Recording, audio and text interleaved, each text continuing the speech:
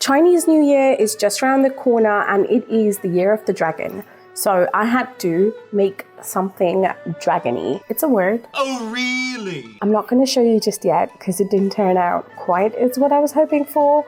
But you know, on here you're going to see good, bad, ugly, all of it. So let's go. So the mold that I'm going to be using is by Crazy Mold, and I have a discount code for them that I will link in the description below. But essentially it is a deep rectangular tray mold, and it does have a little support system thingy to help with supporting the mold. Not that I think it needs it, but because it's there, I'm gonna go ahead and put it together and use it. And then I'm ready to mix up my resin. I'm using J Diction Official's resin. Once again, links in the description along with the discount code.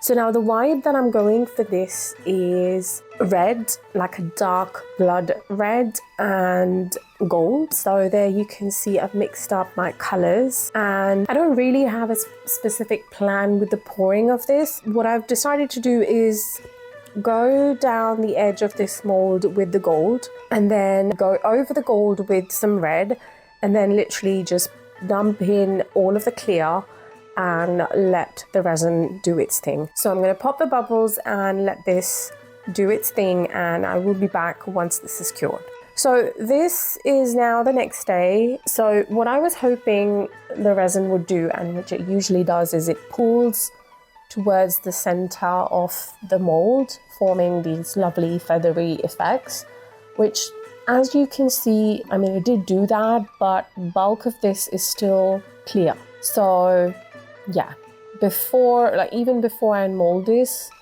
I don't think I'm expecting great things here. Yep, not loving it. Okay, so plan B is I'm going to use some acrylic paint and paint the inside sort of like a reddish color. Now you could also just go ahead and pour a layer of resin, and that'll take care of the gap in the middle and the sort of unattractive parts. But because I'm going to be putting a tattoo on this and top coating it, I didn't want to waste another layer of resin. So I thought, you know, I could use some acrylic paint, lay down the base for the next step. So that's what I'm doing. But you could, like I said, very well just do another layer of resin on this. Okay, so I've done like a lousy attempt of ombreing this red on, and once I'm happy with it, I'm going to leave this to dry. And once it's dry, what I did do is I sealed it with a spray paint, and I used this holographic glitter spray paint just because I thought this might be nice. And the reason I did that is because we're going to be putting a tattoo on this, so I do not want the acrylics to start bleeding as soon as I put water on them. I hope I'm making sense. My spray paint is now dry and I'm ready to place the tattoo on. This is just a regular tattoo that I got off of Amazon, I believe, and you know, you literally just peel the film, place it down, wet the back, and then peel off the back. Right, okay, so the tattoo is now on. I'm dabbing away any extra water that is on the tray, because next we're going to be putting resin on this. Once again, I've mixed up my J Diction Official's resin, and I'm going to just top coat all of this. I'm going to pop the bubbles and leave this to dry, and like I said, I am not all that impressed with this. It's not how I imagined it to be. I feel like the dragon kind of gets lost in there. It's not as vibrant. The gold on the sides, not perfect.